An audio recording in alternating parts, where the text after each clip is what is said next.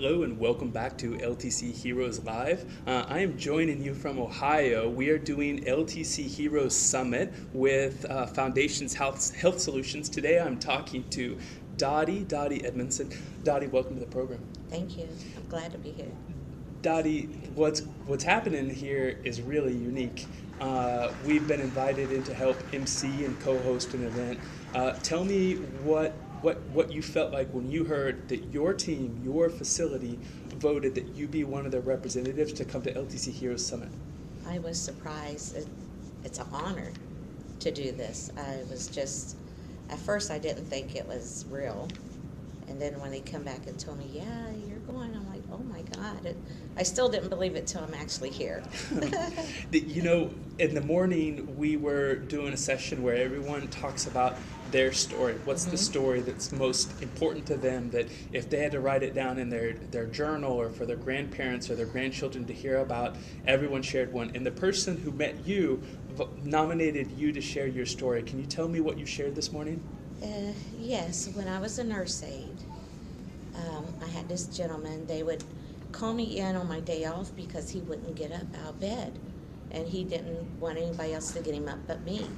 So I went in this day, and he was very upset, and he was telling me he was going to die today.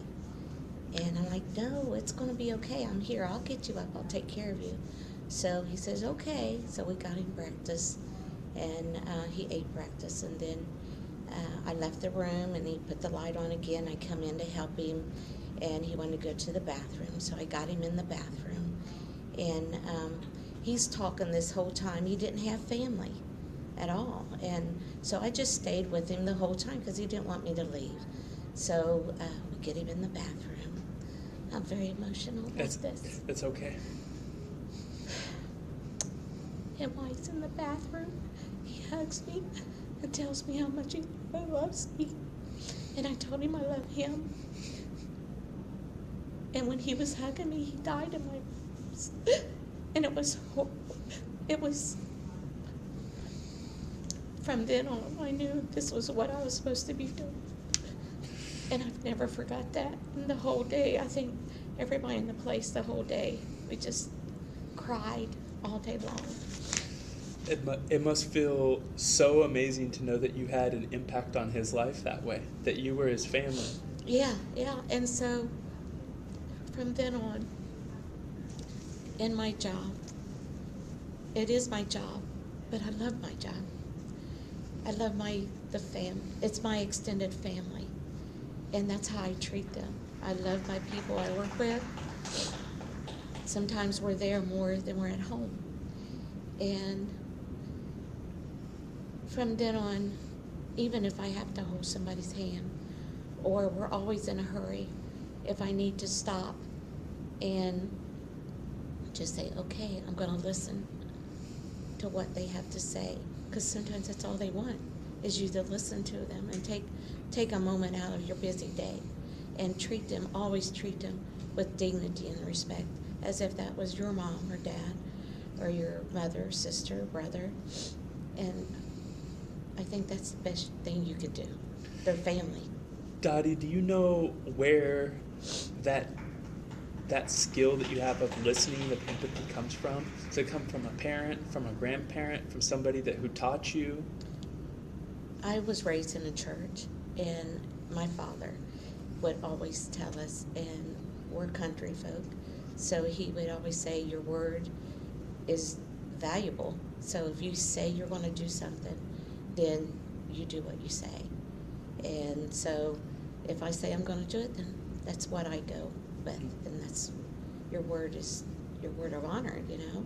So you have to do that. Dottie, one of the exercises that I asked of you all this morning was, I called it like a shout out, and it was to ask you, what if you had to define what a frontline caregiver looks like in terms of attributes, what did you think in your mind? What does that person look like in terms of what they do and what they value?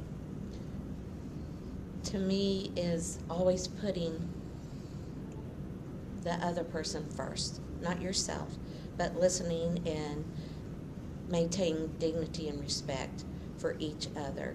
Everybody's different, And a lot of times you come into people that they're sick and they're angry. They're not angry at you, they're just angry at their situation. And so they need to be listened to. And if you just have to hold their hand, and most of the time that works. Just keep going back. Keep going back and saying, I love you, or I'm here if you need anything. And I have a thing where I always give them candy. And it works. You, at that point, when I asked you, to visualize who that frontline caregiver is, then I asked you to think of a name, and then I asked you to say that name out loud. Who were you thinking about inside of your team? I was thinking about this young boy that is one of our maintenance at work. His name is Day. And every time that we have asked him, I have personally asked him, even though I know he's so busy, to help me with something or a resident with something, he always does it, always. And he's the one that first came to my mind. I love hearing stories about someone who doesn't have, credentials. You're an LPN, you work with administrators, executive directors, but once in a while these surprises. In the room there's 130 heroes in there, and a lot of them don't have credentials, but they decide to work in long-term care. Yes. What do you know what it is about long-term care that keeps you here? What is it about the communication, the relationship with humans? For me, it's my extended family. We are all a team, and when we work together and treat each other with dignity and respect, we can do anything. We can overcome, even when we're short-staffed, we all pitch in and help each other. And that comes from the administrative staff on down to laundry, everybody. And it's just, we are a family. We're an extended family, and we help each other. The room today is filled by Foundations Health Solutions. Tell me about your facility and how long you've been there. I have been there almost 14 years, but I did work for a sister facility as a nurse aide before I became a nurse. And altogether I have 34 years in. A nurse aide for 20 years and a nurse for almost 14 years. I want to give a shout out to the leadership who brought you here and brought me here. You've heard some amazing stories in there today, and you're part of a unique organization. When you think of the leadership there, think of Brian or Bob, what do you think about? They're amazing. I really never met Bob, or I've met him, but I've never had time to spend and talk to him, and just listen to him and how much he cares really gives me more respect. And so I'm going to do the best I can for as long as I can. I think about that young 14 or 15-year-old who's thinking about becoming an aide in Ohio, and they see your interview or they hear Bob's interviews, and they think, why am I going to work in retail? I want to work in a place that makes a difference. Yes. Someone that comes to me, I would say, let them train with somebody. And, just realize that they're brand new coming out, where we've been there. They haven't, but we've been there. So we need to take our time with them and show them how to do this, and how it's an honor to help somebody else. How you do it, not for the money, but you do it because it makes you feel good to help somebody else. To me, that's the best thing in the world, to be able to help somebody else, just for them to help them when they're time of need, because you never know when you might be on the other end of that and you need help. And so it's all like dignity and respect, help each other, treat each other the way you want to be treated. And it's amazing. You talked about the boundaries between work and home life being blurry. How has long-term care changed you? What are the lessons that you take home from you when you go home at night? Sometimes when I'm stressed, or I see someone else going through something and I think my life is hard, and then I see somebody else's story and what they're going through, and then I just have to say a little prayer. And well, my story, you know, what I'm going through is nothing compared to what somebody else is going through. So I pray about it, and I'm able to get through it. I'm blessed to have the job I have today. Dottie, before we move to some quotes and some rapid fire questions, I want to take a break to thank our sponsor. You're doing great. I'm nervous, right? Oh, I couldn't notice. I'm shaking. You made me cry in the first minute, so you're doing great. I did? Oh, yeah. God. You're doing wonderful. Oh, Lord. Your stories are great. I have lots of them. After 34 years, lots of them. Amazing. People, just, everybo's different. And you can learn. There's always someone, you always can learn. No matter who you are. You know, there's always, you can learn. There's always something to learn. Somebody's different. You think you know, you've been around, you know a lot, and then somebody comes in and you don't have a clue. So, yeah. We're going to go back live in just a moment.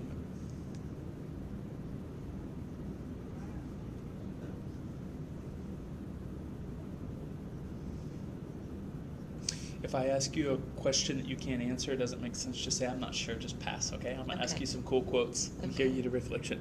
I'm not good at that. You'll be fine.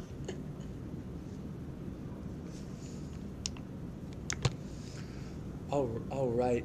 Dottie, we are back, and I want to ask you some quotes. The first quote that I want to ask you is, I think it relates to what is your favorite part of care? And the quote comes from Ray Lewis, a football player, and he says, they pay me for Monday through Saturday, Sundays are for free.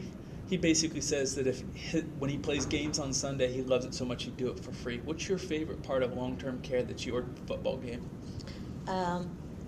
Just helping each other, just helping my residents. When one of them would walk in and you could be having the worst day in the world, and one of them reach out to you and want you to give you a hug or says, I love you, there's nothing worth more than that. No money can pay for that. I'm glad I'm there that day.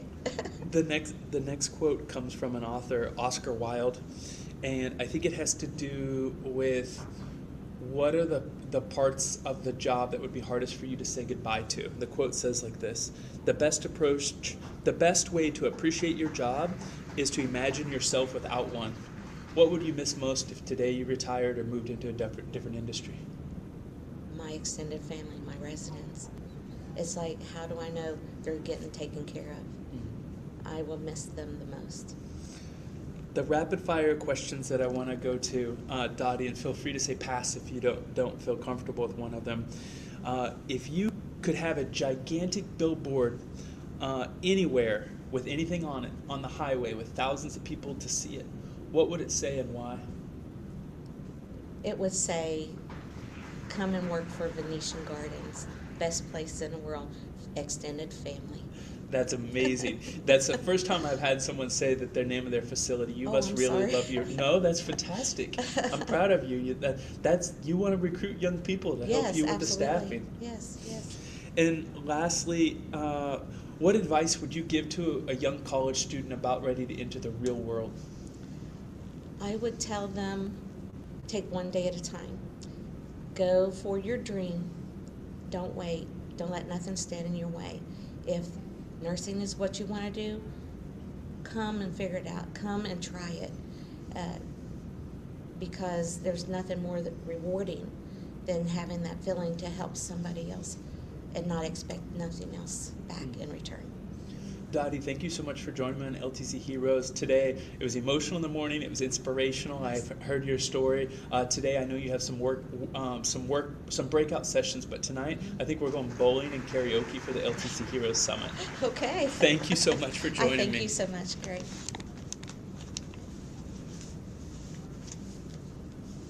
You're wonderful. Oh my God.